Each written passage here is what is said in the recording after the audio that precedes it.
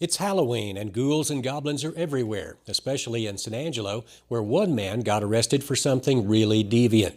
Plus, there will be bloodshed during tomorrow's City Council meeting. All this and more on this Halloween episode of Live.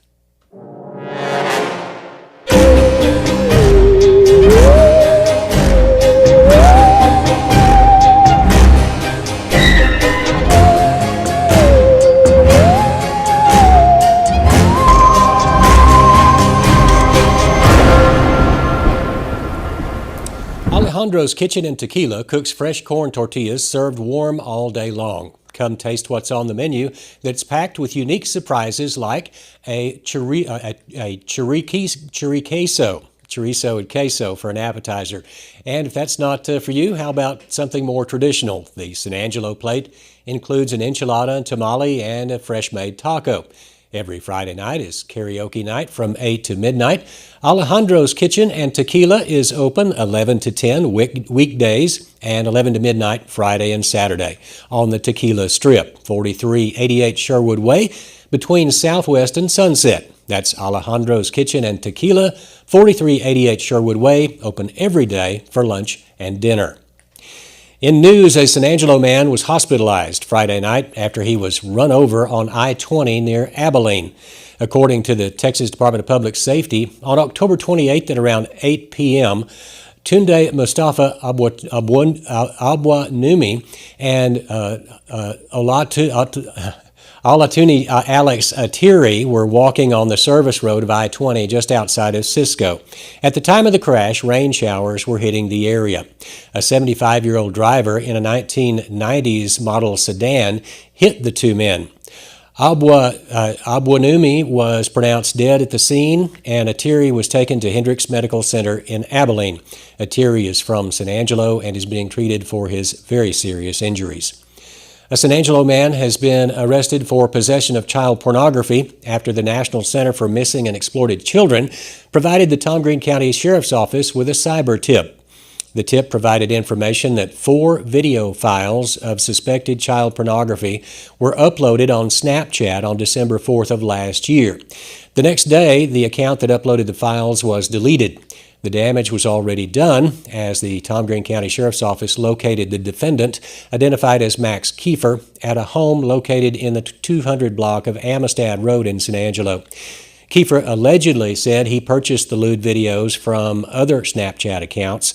Kiefer was arrested and booked into the Tom Green County Detention Facility on October 28th and has a $25,000 bond. And as we've been reporting, the tug-of-war between the City of San Angelo, the City Council, and the city's Development Corporation appears to be escalating. The City Council on Tuesday will be discussing in executive session whether they should terminate COSA DC's Vice Chairman, John Bariou. This comes after the explosive COSA DC meeting where Bariou accused the city of tying the hands of the COSA DC board. Let's watch. Some of the motivations for training, such as we need to have the provisions that allow the corporation to act as an independent corporation to some degree, is because in a Type B, under the law, Type B, economic development corporation, things have historically in other cities gotten out of hand where the half-cent sales tax funds end up being a piggy bank for pet projects, politically motivated, rather than approach sensibly with an expected return on the dollar for the taxpayer. It becomes a very challenging thing, and we do try to vet that, and that is the purpose of this board. Well, but I'd like to ferret out that sentiment that you are correct. This board's job is to fund projects, and all of those projects are subject to a political process. So to characterize that activity as funding pet projects, we're a piggy bank for pet projects. All of those projects receive due process in which political figures are involved. Now, for more on this story, stay tuned as Bariou will be live in studio with us shortly. COSA DC board members may be on the hot seat, but that's not because of the weather outside. That fall feeling is here, with highs for the week in the mid-70s. Lows will be in the 50s. As for rain for the next 7 days, it looks like showers and thunderstorms. There will be a slight chance on Thursday night, and that'll move into Friday. As a matter of fact, there's a good chance of rain Friday night. That will make for some, there is a slight chance of rain tonight as well. That'll make for some good trick-or-treating weather. The sun will go down tonight around 6:50. At that time, temperatures will be in the low 70s. Just a reminder, if you are not trick-or-treating the old-fashioned way, there are plenty of opportunities to have some fun around San Angelo. Tonight, all 8 fire stations will be having their annual truck-or-treats. Other things to do will be the Lions Club Trunk or Treat at 555 East 6th Street. Stop by the Life-Size Candyland at 1819 Volney, or go to Michelle's Pumpkin Patch at 117 Delwood Drive. No matter where you go, or how you do it, San Angelo Live would like to wish everyone a happy Halloween. And now here's James with sports. I've always known that I wanted to be a teacher. I wanted to help students maximize their potential. It's something that I'm good at. But planning for my financial freedom, that's something I leave for a professional. That's why I chose to team up with the advisors at Tiemann Investments. They not only understand me and my goals, but they understand the market, what's important now and in the future. They provided world-class advice right where I am, here in West Texas. Connect with Tiemann Investments to visualize your financial dreams.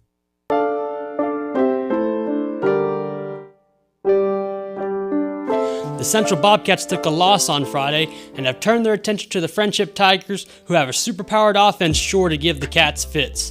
Last week, Central lost to Permian 43-31 and dropped to 2-2 in district. They have a chance to end the regular season on a high note as they'll play Friendship in Wolfworth this coming Friday.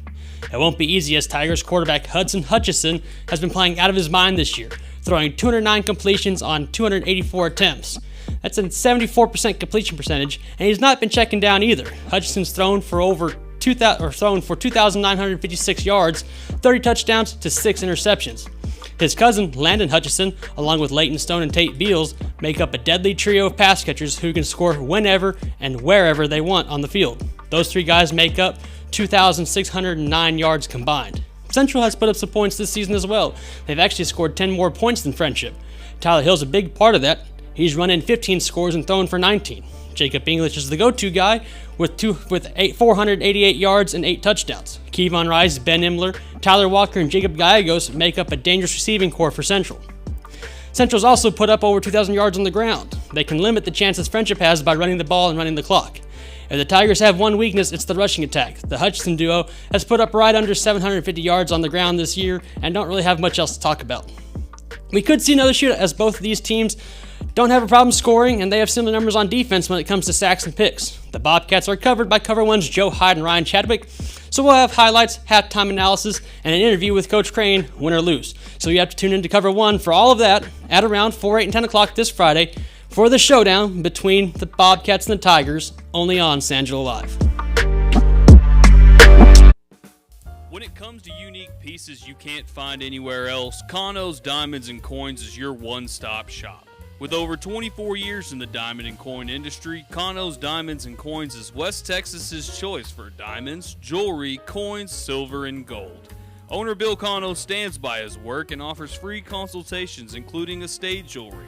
Don't just trust anyone with your valuables. Come see the staff at Kano's at 1016 West Beauregard in San Angelo. Hello, and we're back, and I'm Joe Hyde. I'm sitting to my right is John Bariou. He is a volunteer at the city of San Angelo. Yes. For many years, working in economic development. We first became acquainted when you were working on Ports to Plains. Correct. Going to what we called we called them the bridal showers, you know, where they would talk Ports to Plains stuff. We're going to get an interstate here, and I'm like, yeah, right. In about 140 years, but you finally got it through, anyway. So since then, you've transferred over, or maybe in the process of this, you're now on the COSA DC Board of Directors. That's the City of San Angelo Development Corporation, which is the entity. I have to explain this to Alice real quick. So that's the entity that manages the half-cent sales tax. So we pay 8.25% sales tax, 0.5% or 0.5 of that, or half a cent, is dedicated to go to the Development Corporation for the purpose of funding economic development projects. Some of the more famous ones are dredging of the Concho River, the Spur Arena, the big pipeline, the $121 million pipeline that came from the Hickory Aquifer down in McCullough County up here that saved us during the big cold spell we had in February 21. Yes. So those are some example projects Coast of DC does, but you also actively recruit businesses to either expand here or to move here. Yeah, so it's a program called BREP. What does BREP stand for? Business Retention Expansion Programs. And so that's probably the part that gets the most people hear more about. Most people don't know that this half-cent sales tax did all these wonderful infrastructure projects that helped make San Angelo or set it up to grow. Yes. But also the BREP is probably what you work on the most because that's probably the most fast moving. I mean, once you set up a pipeline and the bonds for it, it kind of runs, right? You build it in a sense. Right. And just for clarity, while there are a lot of water projects, we are not allowed to spend any of the half-cent sales tax on the repair of the utilities that are already in the ground. Okay, so it has to be development of new water sources. New growth of the city. Right. Infrastructure, new jobs coming in or new jobs being created by current employers, upgrades in equipment. Dakota Coffee is an excellent example. They applied for incentive money and they were vetted and they received some. And you also have Principal LED, which moved its building over to the business park, the business and industrial park. And that's also kind of related to the Coast of DC also. The business park, we have all those lots up there. Yes, actually the land is Coast of DC's land. Okay. And we continue to develop the infrastructure out there and subdivide lots as clients want to expand there. And one of the big things that the Coast of DC's been involved with or was spearheading was the building of the rail port, which is just, that was completed about a year ago. Well, the first train comes chugging through. Tracks on the ground, but it's not completely built out yet. Right. All right. So these are the things that the Coast of DC's doing. But now you called for a discussion about the vision for how Coast of DC should be, I guess, managed into the future. Is that a safe thing? If we were to look at this as a gem. Okay? A jam? A gem, okay. a cut stone. Oh, it's cut, gem, okay. Yeah, GEM. All right, okay. Okay. Most people look at that big flat surface on top, and it looks really good and pretty. But it doesn't shine unless light comes in through all the other cuts. Okay. Okay. By what you just stated, yes, that meeting on September the 28th, through one of those facets, could be looked at as a visionary consideration. But there was far more. It comes down to... Well, let's stop right there. Okay. The vision of how Coast of DC should be operated. Obviously, we have other cities in Texas we can benchmark off of. Yes. All right. So are we looking at that? And the next question, I think the big overarching concern that you had for me listening to your presentation was that you wanted Coast of DC as a development corporation to have more autonomy from city staff, from the government. Again, looking through one facet, it appears that way. Okay. But in reality, the law that creates the city's ability to collect the half-cent sales tax and move on with economic development from those funds, they have to first, as I understand it, create an economic development corporation. Okay. The city council, and this is all done by the city council, not the city staff. Right. Though they assist the city council in getting it done. They then appoint a board of directors. And as our city is set up, we have 7 councilmen. There are 7 people on the Coast of DC board. and that is the City of San Angelo Development Corporation. That's what COSA DC stands for. Right. But as a freestanding then corporation, the next points that the city council has checks and balances or control over is once the board determines there are projects or their annual budget, the city council gets to ratify it. Now, it gets complicated because the state law allows us to have a staff hired through the city. And the reason for that is so that the staff can enjoy the benefits of a city-directed salary, city benefits, health and retirement, things of that nature.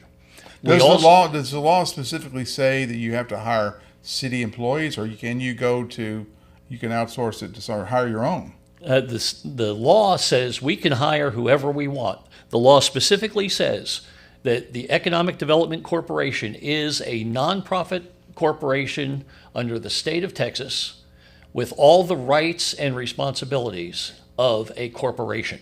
Okay. So we should be able to contract with everyone. Okay. So anyone. You don't have to use the city's HR to hire. We don't have to, except the control factor that our council has implemented actually they went so far as to pass an ordinance requiring us to use city staff. Okay. Which is a usurping of corporate authority to contract whoever will provide the best services for the best price. Okay. So back to the overarching vision. Yes. So you would want, let's say, board members of COSA DC were contacted, say, hey, we need to build a bridge, a walkway across the Concho River. All right, just to use that as an example. Good example. We need that for to expand our business capability to do Riverwalk stuff. Right, so we need another walk bridge. So you, as the board, take that up and vote on it, and you decide you want to do it, and then you present it to City Council. Say this is going to cost $2 million. We'd like to spend our money on this, and the City Council can say yay or nay. That's your vision. But on the other hand, what you're saying is someone on City Council says, y'all need to build a walkway across the Concho River. Go spend money on it when you're evaluating other projects that you'd rather do. I see where you're going with that, Joe. Uh-huh. But we don't necessarily come up with the projects. Okay. Who comes up with the projects? Entities come to us because their project qualifies under what half-cent sales tax money can be spent on. So someone comes to you and says, we need this bridge. And that could be the city come to us. Let's say it's not the city. Let's just say it's, young professionals of San Angelo came to you and said, we need this bridge. Because probably wouldn't happen because the bridge would end up a city pathway and that's not going to happen. Okay. But anyway, someone else comes to you with a project and you consider it, you take it to City Council and they approve it or they vote up or down. But then what you're saying is, I guess, the city has a lot of projects they're throwing at you, and that's pretty much all you're doing is ratifying their projects. Not necessarily. We have a good mix. Okay. If they come up with something, they being the city, let's say the Parks Department, wants to improve the quality of life, that is something that economic development money can be spent on because it improves the quality of life not only for our current employees, but also to help attract other businesses from elsewhere where they may enjoy more luxurious parks and things like that. Gotcha. So splash pads. Splash pads could fall under it. Yeah, absolutely. Right. Because it enhances the quality of life. The state laws that govern what we can put money into, it's very limited as to what business codes, what they call NAICS codes, a business falls under. If anyone's familiar with business taxes, you have to codify what your business is. Right. When I do Santa Claus, I have a code for a performer. So you're Santa Claus Performing Incorporated. Not incorporated, as an individual entrepreneur. Gotcha. Okay, but the point is, if they fall outside of that realm, such as if Target wanted to build a second store, we can't put money into a retail establishment. Okay. It has to be something that All right, brings let's- in what we call primary jobs. Well, let's go back to the original idea, the conflict of visions between autonomy versus less autonomy. Yes. So you're saying right now, the way it is, where you don't have that much autonomy, that the mix of projects is just about right. The mix of projects is what comes to us. We Right. don't plan that So the as city, much so, as so the opportunities city, present themselves. So the city's brought, Guy Andrews, who resigned or retired from the position of director of the Costa DC. He worked for the board, for Costa DC board, kind of, sort of, reported to you. I don't know. You oversaw supported him. the board's function. There you go. He said that there were two projects that he was not very much in favor of. One was having Costa DC fund the Cityscape project of downtown San Angelo, and another was a West Texas Partnership project, or a water project. Okay. Not necessarily that anyone on our staff or the board itself was against the projects, but they were literally forced upon the board managing the half-cent sales tax without opportunity to truly evaluate it for return on investment, things like that. Okay. So We were basically told, you will fund this. Okay, well, so my point on some of this is, for example, the Cityscape project. I mean, everyone says that's Brenda Gunter trying to beautify, around the corner from her business, which that's not true, because that thing started under Rick Weiss back in 2014-15. I think 2014 was his idea. He came up with a funding mechanism to get TxDOT to pay for a majority of it, a lot of grants, and then Costa DC just filled in the blanks, $1, $2, $3 million, whatever it was, to finish out funding that entire $22 million project.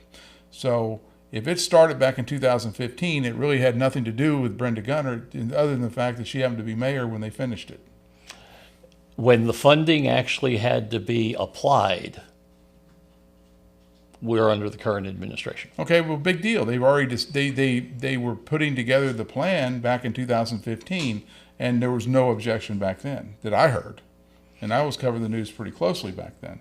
So now, what you're saying is, Costa DC, you should have come back one more time and said, kiss the feet of the board and say, you need to fund this, when it was already pretty much decided back, Not kiss the feet of the board by any stretch of the Okay. imagination. But you understand what I'm saying. But follow the intent and the actual content of the law that says we have the obligation as a board to review the project, be sure that it's something worthy, return on investment.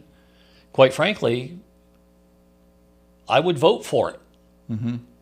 It's the manner by which it got there. The end is valid. The Okay. means is heavily flawed. Now, let me chase that for a moment, Okay, Joe. let's talk about the flaw Okay. of the means. It's flawed in that, by the way everything's structured, the employees of the staff of the city that are called the Economic Development Department fall under the supervision and control of the city manager through an assistant city manager to the Economic Development Director, who most recently was Guy Andrews, who's left. And then under that, there were 3 employees, an administrator, and 2 others. Okay? Because it's under the city manager's purview, he could influence their performance, even though the board might ask for something. They could stonewall a project, threaten them with their employment Okay. if they performed what the board wanted them to. And herein is the big difference, the big challenge. The law says that the board is answerable to the city council, Okay. not to a city manager. Okay. By implementation, because we are forced to contract with the city is imposing control on the corporation, which borders on illegal. Why? So you're saying it's illegal, and also in the presentation you made on Yes. the 28th of September at the Costa DC board, you said that the city was using these tactics to turn Costa DC into their personal piggy bank to pay for projects, to pay for their pet projects. Which is exactly You the didn't say this rationale. one. You said that others Others have, yeah. but this is what we are actually seeing in our city. that through the control of the employees who are assigned to And it's support important. the city staff, It's important or for the people, Costa DC It's staff. important for people to understand this, that you have a board of directors, you have 7 board members on the Costa DC board. They're unpaid, uncompensated. They're basically volunteers, like Correct. yourself. The only money I have ever received was reimbursement And for then- travel for the corporation. And then who work for them or facilitate the board is a 4-man staff of the economic development department at the city. Correct. Right? And that was Guy Andrews and Nolan Sosa and Bob Schneeman and Nora Navarez. Right.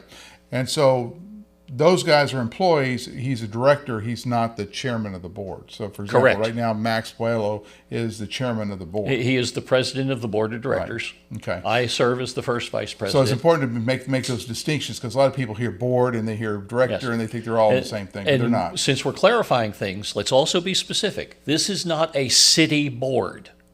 Okay. This is the board of directors of a Texas corporation, Okay. But they meet in a city facility. They are which is facilitated part of by our city employees. services contract agreement. Right. And getting to that, okay, before we get to the city services contracting agreement, which seems to be the third rail of economic development politics in San Yes. Angelo, Texas, let's talk about pet projects that you don't think should have been funded. Anything that they funded in the last decade, let's just say the decade, that you don't think needed to be funded.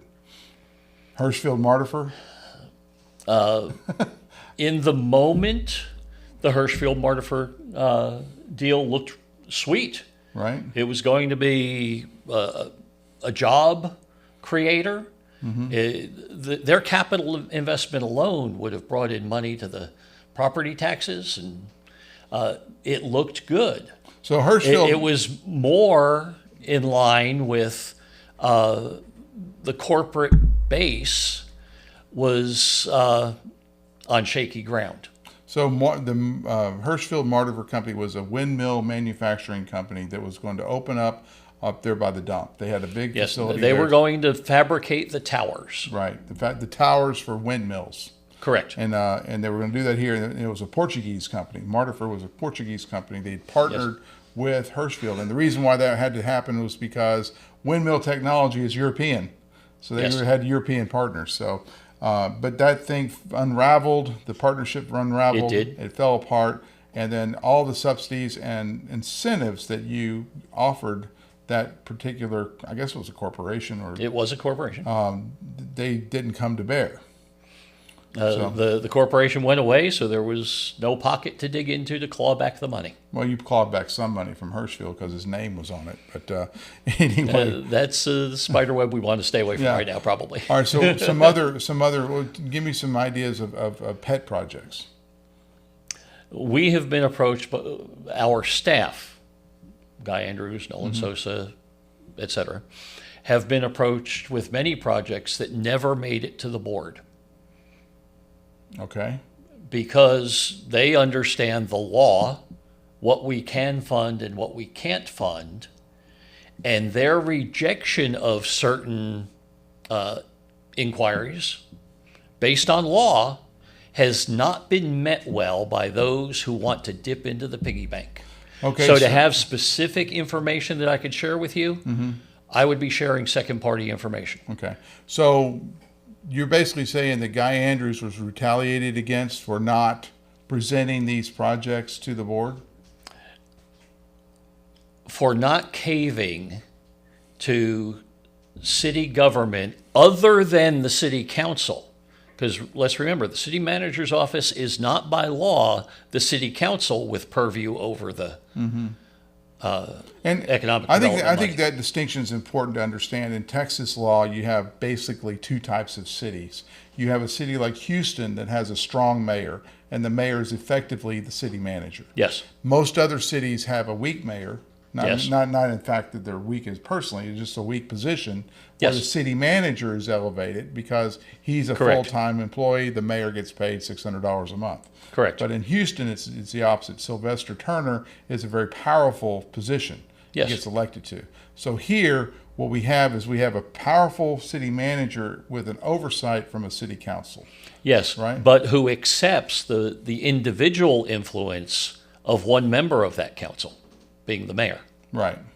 But the thing here is I'm trying to explain the government, how the government's laid out, the lay of the land.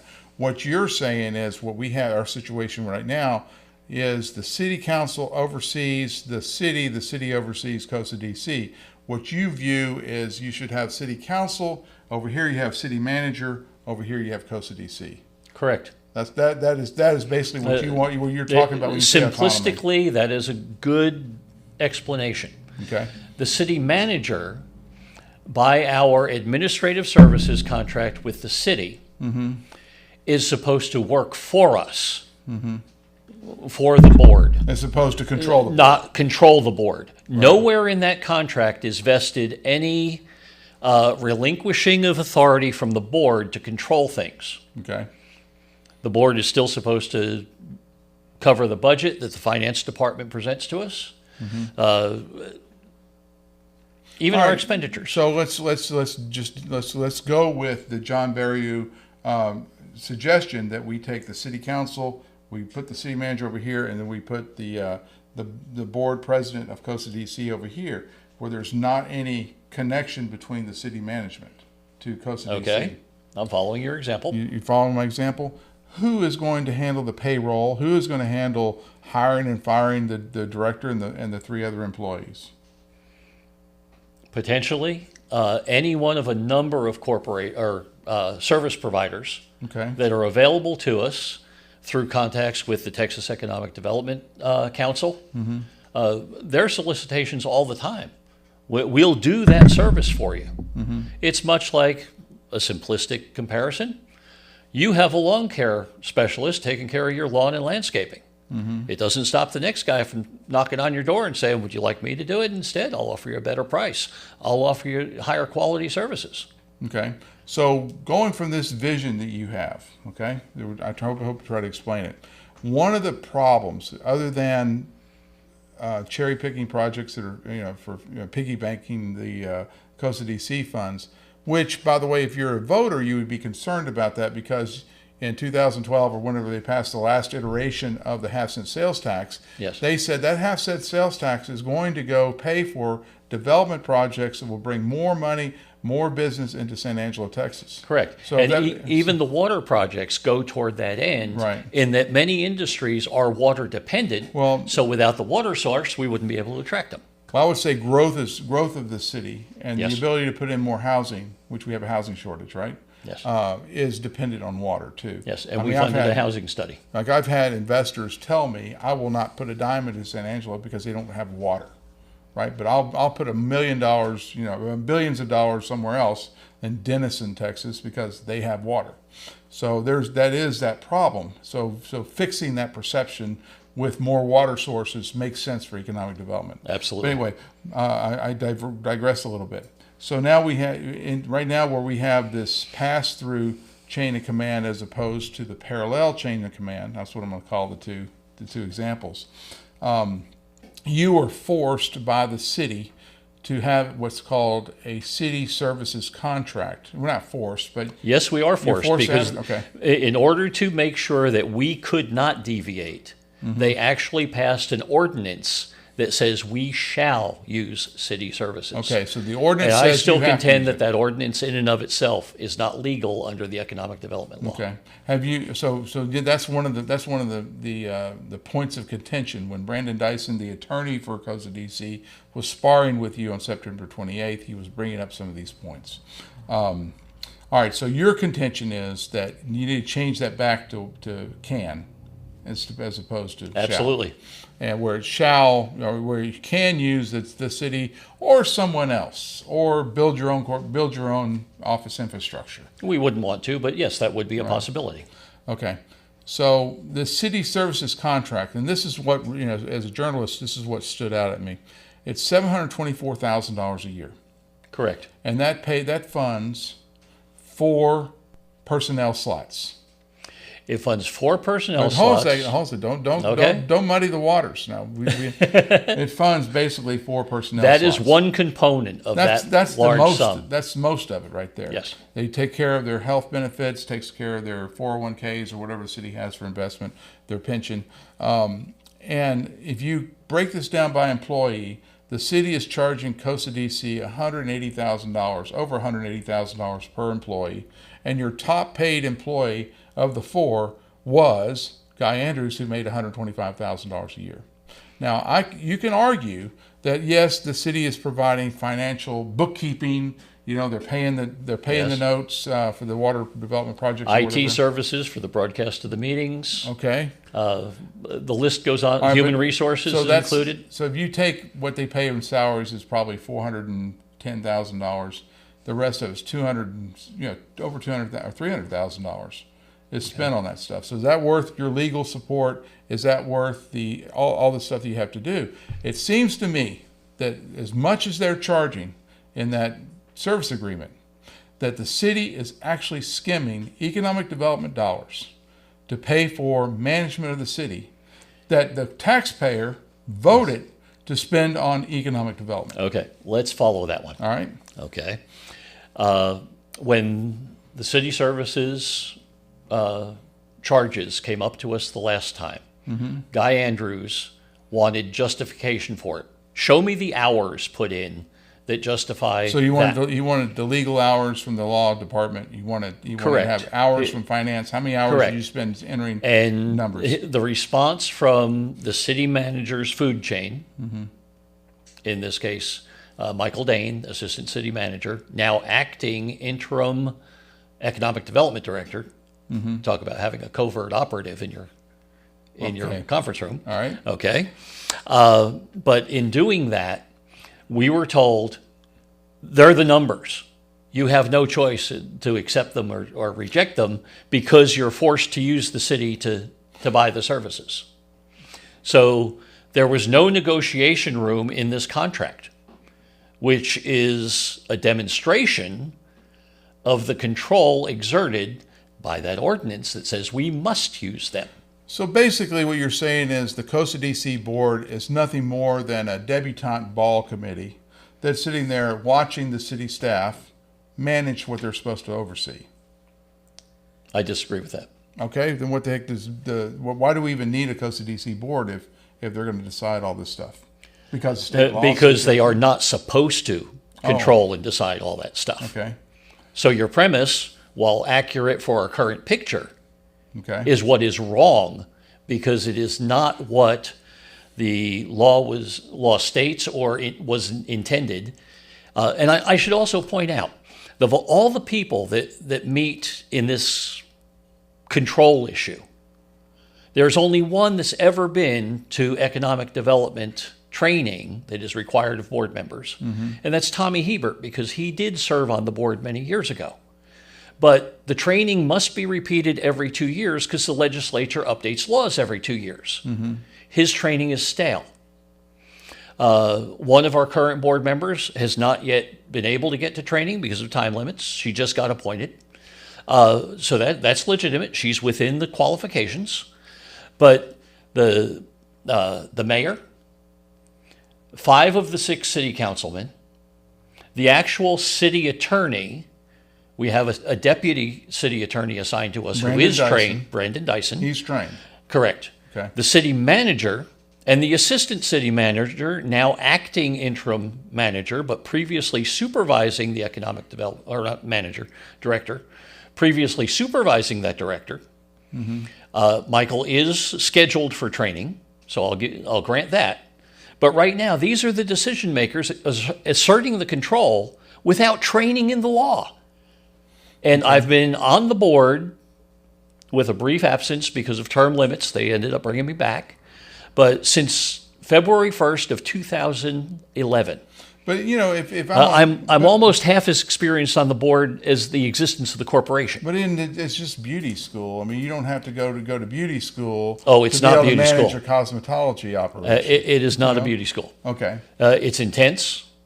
And not only do they teach you the law, but the nuances of the law, such as the reason this exists is to avoid the control of the city over the actions of the board, which the very existence of the law establishing economic development corporations, requiring that if you collect that half-cent sales tax, you have to have the corporation, was because the legislature did not want the city government controlling the half-cent sales tax. Or skimming off the top. Basically. If that's happening. Because it's a lot of revenue. I mean, it's what, $11 million? It's a juicy piggy bank to dig into Right. for Okay. pet projects. All right, so you brought this up, and I hope we had a chance to explain that so the viewers out there can Yes. understand. But my take on this next part we're going to talk about is you brought up the questions. You asked the questions in that September 28th meeting, Firebomb City Hall. They were kind of surprised. Even Joe Spano, who was sitting to your right, didn't even know that this was going to be brought up. He had another. And because of open meetings and our restrictions on talking to other members, You can't go. I couldn't speak to more than three of us could not speak about the same topics outside of an open meeting. Right.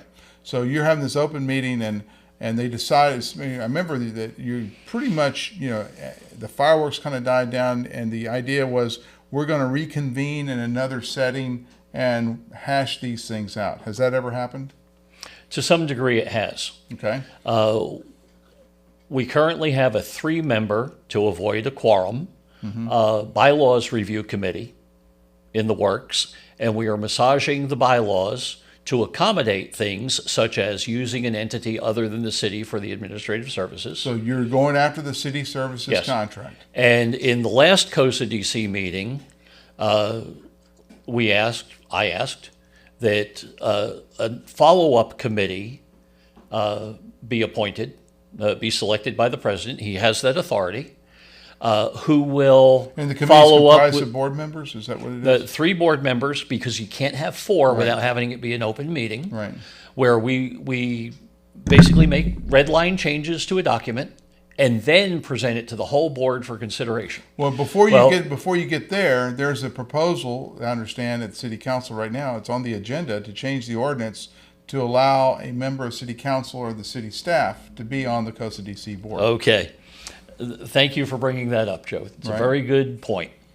The very nature of the law being that they want separation, much as the federal government has the executive and the Supreme Court. Okay. And wait, we are let me- supposed to let have me- some separation. Let me clarify something real quick. This is pretty normal for the Republican legislature to do. This follows the same thing with the 3.5% rollback tax. They take out the authority from local governments to raise taxes too much on its citizens, for example.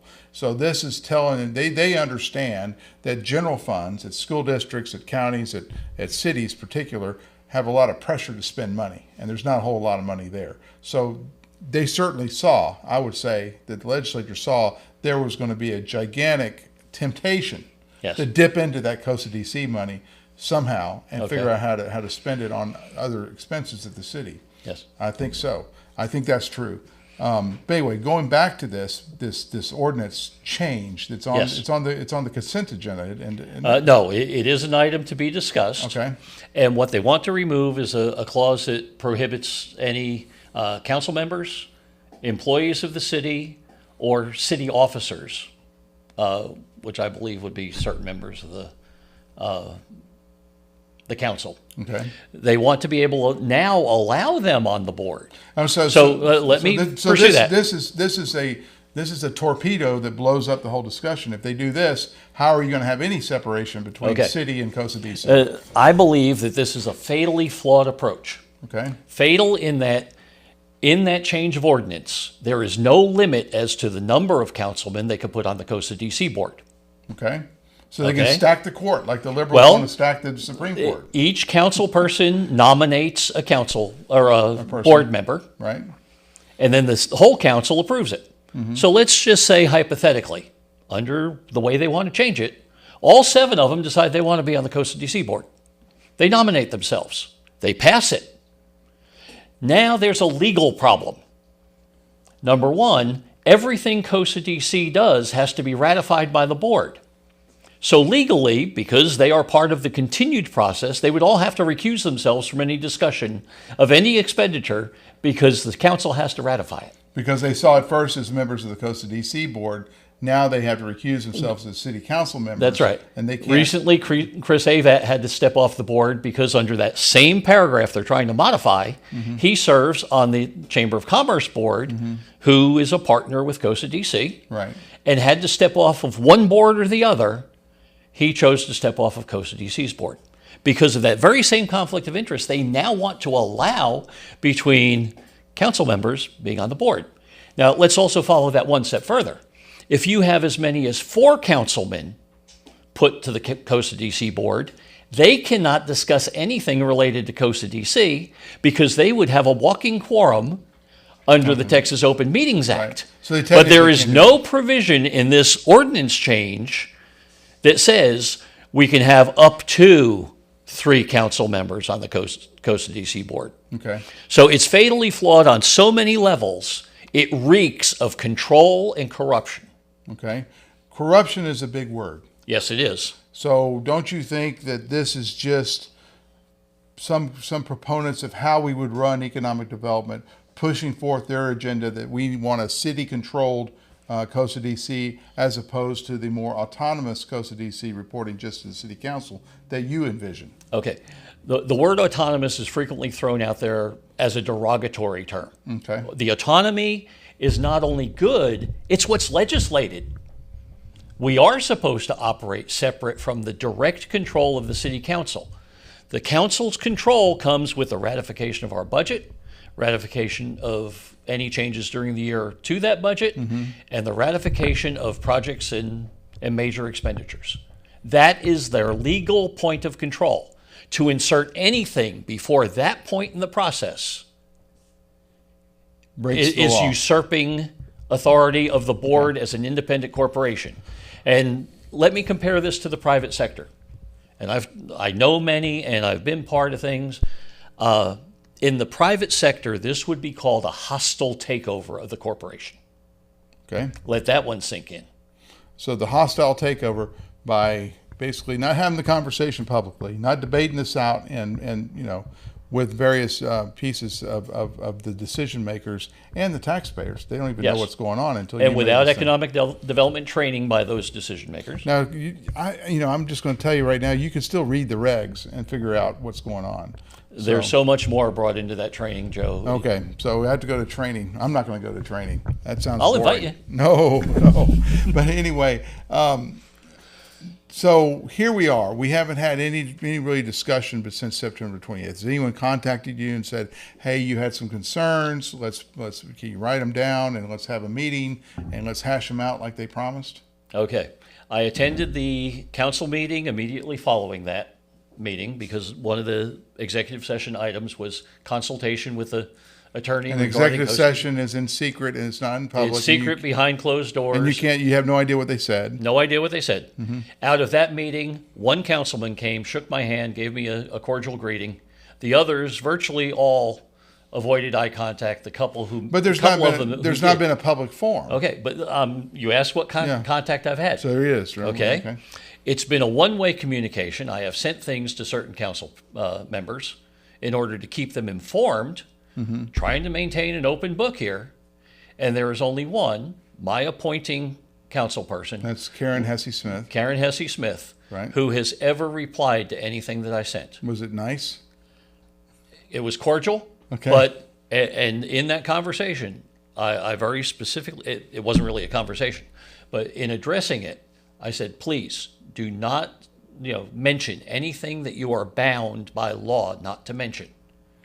But could you explain X to me? And the answer was no. The answer to my question was no. Okay. And there was one other councilman who called me just this morning because I had sent him a text and simply he did not recognize the cell phone from which it came and he wanted to know who it was. As soon as he knew, we terminated the conversation. He terminated the conversation. So to directly answer you, no one has approached me to say, I want to have a conversation. All right, so the other thing is, I think this is really nefarious to name a person on the city council agenda as being under scrutiny. I mean, it says the evaluation, discipline, or termination of John Bariou as a member of the COSA DC board. It's listed on the agenda. Yes. It's almost as if the intent is to smear your name. I absolutely consider it a character assassination attempt. And in the history of COSA DC, when certain members were removed, their nominating council person came to them, told them the situation, and for whatever reason, it was personal to them. And that's kind of they what rolled over and resigned. And that's kind of what happened with Todd Coles. You know, when he brought up the city services agreement, right? Yes. By the next meeting, he was gone, but no one ever heard anything. That's right. It's never spoken of. He didn't show up on the city council agenda as correct, needing discipline. Because they approached him and he resigned. Right. Did anyone approach you to resign? No. Okay. No, this is an attempt to publicly smear me. Okay, so this is a different procedure. And has anyone called to talk to you before they put this thing on the agenda? So, hey, we need you to go. No. Karen, you say you talked to Karen Hesse Smith. She's the one in charge of your nomination, I guess. And well, Carter's gone. Let's be clear about this. Yeah. She didn't actually nominate me. Right. Lane Carter did. She now fills that seat, so I'm her adopted nominee. Right. The council is the authority. All 7 members get to have a popular vote, and they appoint to the board. They actually seat you, and they have a removal authority. For one person from the council to approach any board member and say, "You're fired," is an illegal act. Right. They have to do this. And they can't talk outside of council, so they have to do this in city council. But I don't think they needed to put your name on the agenda without. I mean, at least if the city staff is running COSA DC, if Michael Dane is your effective manager, he should have contacted you and said, this is happening. Michael Dane now understands that he is subordinate to the board. Okay. At least from the board operations perspective. Or someone could have called Max Puello, who is the board chairman or board president, and said, contact John, and he's going to be, we're asking him to leave the board. Those phone calls may have happened. Honestly, no one talked to you. You have to resign. You have to know they wanted you to resign. You know your voice has power by the strength with which they try to silence you. Okay. And I would say that this is a pretty strong attempt to silence me. Because those who know the law and were trying to be sure that we complied with all the laws, with pet projects and such. There was a target on Nolan Sosa's back. Okay. And Nolan Sosa was one of the city employees that worked in the economic development department. Yes, and he was actually the administrator. Okay. But Nolan, in my opinion, is a genius. He could quote every applicable law, give you paragraph, verse, section, chapter. He knows it. And those attempting to be in control saw him as a threat. In that September 28th COSA DC meeting, when Michael Dane made a presentation, my dad was an accountant. Let's chase that for a second. Right. My dad was an accountant, retired as a chief financial officer for a major manufacturer. But he always said, numbers never lie, but a liar can make numbers say anything. Do you do a study with a predetermined conclusion, or do you gather numbers and let them tell you what the conclusion is? Stop right there, and I'll explain what it was. So it appeared to me, as the outsider looking in, that Michael Dane, who is the acting director of COSA DC, was making a case to reduce the head count at COSA DC, some predetermined amount, probably one head. Okay. With the intent to eliminate Nolan Sosa, is my understanding. We don't know that, but what he did was he compared the budget for just the operations, which is around $2.9 million. So I'm going to round up and say $3 million of the $11 million. He disregarded the 72% that goes to water projects. And he compared it to Abilene's $10 million, or Abilene's $20 million, and Tyler's $22 million, and said that Abilene only has, Abilene has 6 people managing $22 million. Why do we need 6 people? Because he was counting the 2 chamber employees, Michael Berry and Michael Looney, because of the contractors. Yeah. But they aren't our they weren't our assigned staff. He was saying that we need 6 head count to manage $2.9 million. When Abilene's doing the same thing, managing $20 million, we have too many people. And so that was the underlying argument that he was making. And then Sosa said, that you're comparing apples to oranges because Actually, you're comparing apples to rocks. Okay, is that They what you're aren't saying? even both fruit. right. So anyway, he just wanted to have open up a discussion about the manning at COSA DC.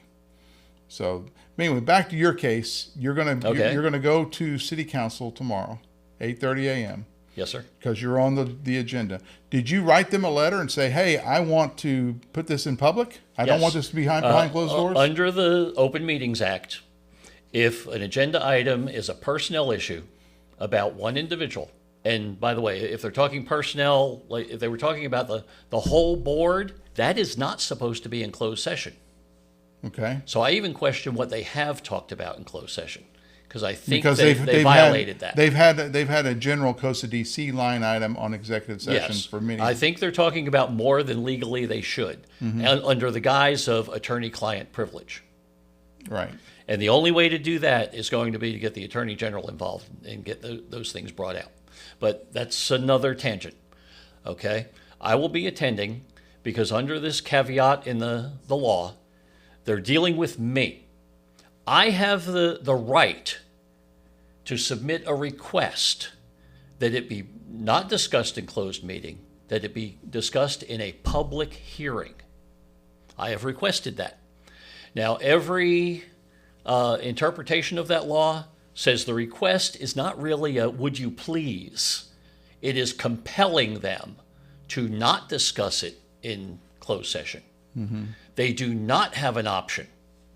Now, had they put it on the agenda to be an open meeting topic in regular session, I would not have the right to put it into closed session and say, hey, you're going to dig up some dirt I don't want everybody to hear. I don't have that right. But because they want to keep it secret, I have the right to and have exercised that right to bring it out. So I confirmed with the city clerk this afternoon. She did reply. She did receive that email, and that's the party to whom I have to send it. There was and has been no response from the council acknowledging that they will be bringing it out of executive session. So you don't know if they're going to talk about your discipline and all the terrible things you've done in private or in the public. You don't know that yet right now. If they do discuss it in private, they will be in direct violation of the Open Meetings Act. Okay. Because of your letter? Because I submitted the request, which is compelling them to bring it out. Okay. Okay. The other concern I have is that the very next executive session item after my dismissal or discipline, et cetera, okay, is again, consult with the attorney regarding COSA DC. Because of the nefarious actions that this city government has already demonstrated, how can they assure me that they are still not going to be talking about me in that meeting? Right. So as a part of that letter, I added an additional paragraph that said, and all future meetings or discussions under any caption, if my name comes up, it must be an open meeting. Now, whether they'll think that's a legal thing for me to do or not, we'll see what attorneys get to argue about that. Now, the importance of this for the taxpayers, we're talking the balance of the COSA DC tax money, the half-cent sales tax money, which is about $3 million. You're looking at, I don't know, 3.5 to 5 cents. If you were to compare this is 3.5 to 5 cents off of your tax rate for property taxes, right? If they were able to throw this into the general revenue fund. So that's a pretty significant tax decrease if you could use it for that, right? We had this discussion before Yeah. we Yeah. started talking on air, but I don't think they can continue to collect the half-cent But the sales point tax is, without this the is corporation. that much money. This is a significant amount of money. I mean, a lot of money. For the city budget, I mean, you're looking at 6% of the whole city budget, with everything. So that's a lot of money to be considered, and they don't want to have an open discussion about the vision for the use of that money. That's really what we're saying here. You don't tell the victim that you're fixing to steal his wallet. Okay, The taxpayers, this is your wallet they want to steal. Right. And so tomorrow is the showdown, the bloodletting, And one more thing about putting names into the executive session. A lot of times they had to put employee names and stuff like that. We're meeting because we had to let this employee go or whatever. For years, the city would put Templeton Construction, discussion about legal action against Templeton Construction in there. And Templeton Construction was a commercial contractor here in San Angelo. It no longer exists. Correct. And part of the big reason, I've interviewed McClure, the guy in charge of, who was the president of it. He says the reason is I couldn't get any more projects because everyone kept pointing at that agenda item that had been, nonstop every 2 weeks for 5 years, saying that we did something nefarious. And he said we didn't, but they were able to destroy our company doing that. Yes. So I know that they can do that with individuals like you. You're just a volunteer. How do you discipline a volunteer? Let us also remember that any legal action they invest in, because you have to hire even the city attorney, they're doing that with your tax dollars. Right. They individually, those who are the perpetrators of these misdeeds, even if they were penalized, any fight in court would be paid for by the very taxpayers that we're trying to protect. And in reality, all we need to do on this is to have a discussion about the future of how economic development is implemented in San Angelo, Texas. That's really all we need. That would be a really good start. And you can stay or leave depending on how they decide to do it. But there's no discussion about it. Quite frankly, Joe, at this point, I'm not in this fight to save my position on the board. To some degree, I think that decision has already been made, at least in the individual council members' minds. But I will be more lethal to the nefarious acts as a private citizen because I will no longer be bound by the quorum issues of the Open Meetings Act. I will be able to talk to all the board members, even though not one myself. I will be able to talk to all the councilmen, even council members. No gender thing there. Right. The Open Meetings Act will no longer be a leash on this man's neck. All right. Well, John Bariou, the showdown is at City Council tomorrow, 8:30 a.m. He's on the secret agenda right now for discipline and or dismissal. And I thank you for coming in today and explaining what's going on. And I would like to ask everyone watching, if you're a concerned citizen, if you're someone who pays that half-cent sales tax, which is every time you go to the cash register, you need to be interested in this. If you can attend in person, you're welcome to. It's an open meeting. If you can attend in person, it's broadcast live on the city's YouTube channel, as well as Channel 17 on cable. Right. All right. Well, thank you for coming on today. You're very welcome, Joe. And back to you, Yantis. Hey folks, Todd Price from Jim Bass Ford. Have you noticed the last couple of years cars and trucks have been overpriced? Well, not anymore. At Jim Bass, we have a slew of F-150s priced around $4,000 off MSRP. And my Uncle Perk used to tell me, Todd, opportunities are never lost. Somebody takes the ones you miss. Don't y'all miss this one. Jim Bass Ford, Houston Hart and Hardin Road, or 24/7 at bassbunch.com.